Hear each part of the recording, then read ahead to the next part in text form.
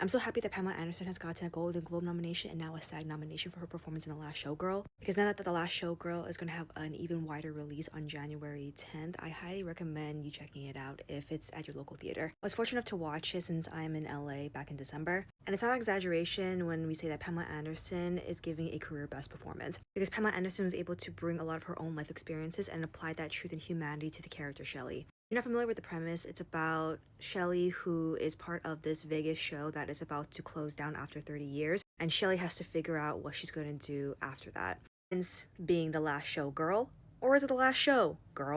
Even the cast that supports Pamela Anderson's character is fantastic. All of them are different women who have come together under this circumstances and are also trying to figure out what to do in their future as well. I especially also love the fact that Jamie Lee Curtis was casted to be a best friend to Pamela Anderson's character too.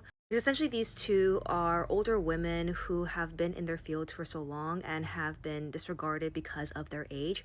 Because in this industry in Las Vegas, at least, what is their worth if they're not so-called beautiful anymore?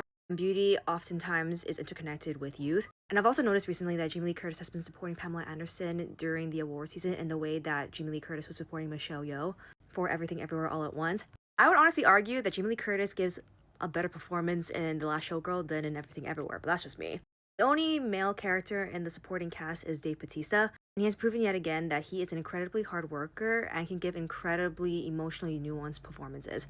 He's incredibly proactive in not wanting to be typecasted given his background in wrestling. You can tell he wants to challenge himself by playing these more vulnerable masculine characters. He's incredible and complements the predominantly female cast very well. Overall, an emotionally poignant story about the choices that women are often left with when it comes to their careers or having a family. How you often pay the consequences if you're choosing one over the other.